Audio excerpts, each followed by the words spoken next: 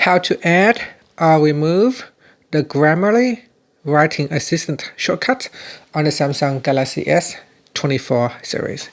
First, tap on the home button to go back to the home screen. Then swipe down at the top and then tap on the settings icon. Next, we scroll down to the bottom and tap on accessibility. Now in here, go down and tap on install apps. Then tap on Grammarly Writing Assistant. Next, tap on the shortcut here. So tap on the toggle button to turn on the shortcut. Then tap on allow. And then choose which shortcut that you would like to use.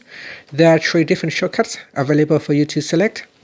So the first one is tap accessibility button. The next one is press side and volume up buttons. And the other one is press and hold volume up and down buttons for 3 seconds. Now I'm going to activate all 3 of them and then tap on OK.